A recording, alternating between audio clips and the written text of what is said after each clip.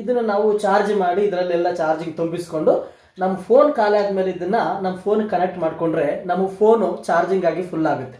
ಇದೊಂದು ಮಿಷಿನ್ ಥರ ನಾವು ಯೂಸ್ ಮಾಡ್ತಿರ್ತೀವಿ. ಭಕ್ತಿ ಜೀವನ ಅನೇಕ ಸಾರಿ ಖಾಲಿ ಆಗ್ತಿರ್ತದೆ, ಅನೇಕ ಸಾರಿ ನಮ್ಮ ಭಕ್ತಿ ಜೀವನ ಖಾಲಿ ಆಗ್ತಿರ್ತದೆ. ಆದರೂ ಕೂಡ ವಾಕ್ಯದಿಂದ ನಾವು ಚಾರ್ಜ್ ಮಾಡಿಕೊಳ್ಳಲ್ಲ.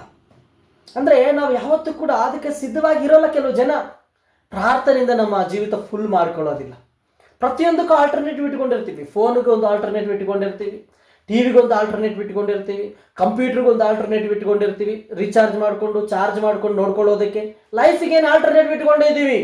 ದೇವ್ರು ಕೊಟ್ಟಿದ್ದಾರೆ, ವಾಕ್ಯ ಕೊಟ್ಟಿದ್ದಾರೆ. ವಾಕ್ಯವನ್ನು ನಾವು ರೀಚಾರ್ಜ್ ಮಾಡ್ಕೊಳ್ಬೋದು. ನಾವು ಸ್ಪಿರಿಚುವಲ್ ಲೈಫ್ ಬೆಳವಣಿಗೋಸ್ಕರವಾಗಿ ಮಾಡ್ತಿದ್ದೀವಾ? ಭಾಳ ಕಡಿಮೆ. ವಾಕ್ಯ ಒಂದು ಪ್ರಾರ್ಥನೆಯಿಂದ ನಮ್ಮ ಜೀವಿತನ ಒಂದು ಫುಲ್ ಮಾಡ್ಕೋಬೋದು. ಚಾರ್ಜಿಂಗು ಆತ್ಮಿಕವಾಗಿರುವುದಕ್ಕೆ ಮಾಡ್ತಾ ಇದ್ದೀವಾ?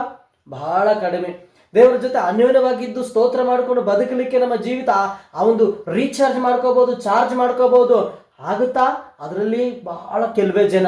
ಯಾವತ್ತು ನಮ್ಮ ಒಂದು ಮನಸ್ಸುಗಳಲ್ಲಿ ದೇವರ ಆತ್ಮಿಕತೆ ನಾವು ತುಂಬಿಕೊಂಡಿಲ್ಲ ಅಂದರೆ ದುಷ್ಟ ತಿಪ್ಪೆಗೆ ಸಮಾನವಾಗಿರುವಂಥ ಎಲ್ಲ ಸಂಗತಿಗಳು ನಮ್ಮ ತಲೆಯಲ್ಲಿ ತುಂಬಿಬಿಡ್ತಾನೆ.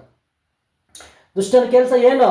ಯಾರನ್ನ ಹಾಳು ಮಾಡಬೇಕು, ಯಾವ ಮನೆಯನ್ನು ಓಡಬೇಕು, ಯಾವ ಮನಸ್ಸನ್ನು ಓಡಬೇಕು, ಎಲ್ಲಿ ಗಂಡ ಹೆಂಡತಿಯ ಸಂಬಂಧವನ್ನು ಹಾಳು ಮಾಡಬೇಕು, ಎಲ್ಲಿ ತಾಯಿ ತಂದೆ ಮಕ್ಕಳ ಸಂಬಂಧವನ್ನು ಹಾಳು ಮಾಡಬೇಕು, ಯೋಚನೆ ಮಾಡ್ತಿರ್ತಾನೆ ಇವನು ದುಷ್ಟ. ಇದೇ ಇವನ ಕೆಲಸ, ನಮ್ಮ ರಕ್ಷಣೆ ಜೀವಿತನ ಹಾಳು ಮಾಡ್ಬೇಕಂತೇಳಿ. ಸೊ ಆತ್ಮಿಕವಾದ ಚಾರ್ಜಿಂಗ್ ನಮಗಿದ್ರೆ ಅವನನ್ನು ಹೆದರಿಸ್ಬೋದು. ಬೇಗ ನಾವು ಸ್ವಿಚ್ ಆಫ್ ಆಗಲ್ಲ. ನಮ್ಮ ಲೈಫ್ ಸ್ವಿಚ್ ಆಫ್ ಆದರೆ ದುಷ್ಟನಿಗಿಷ್ಟ. ಯಾವತ್ತೂ ಚಾರ್ಜಿಂಗ್ ಇದ್ದು ಮುಂದೆ ಸಾಗ್ತಾ ಇದ್ರೆ ದೇವ್ರಿಗಿಷ್ಟ. ಇವತ್ತು ನಾವು ಎಂಥ ಜನ್ರೇಷನ್ ಆಗಿದ್ದೀವಿ, ಇದು ಎಲ್ಲ ಫಾಸ್ಟ್ ಆಗಬೇಕು, 5G ಜನ್ರೇಷನ್. ಆದರೆ ಭಕ್ತಿ ಮಾತ್ರ ಸ್ಲೋ ಆಗಿ ಮಾಡ್ತೇವೆ. ಭಕ್ತಿಯಲ್ಲಿ ಬಹಳ ಮಟ್ಟಿಗೆ ಸ್ಲೋ.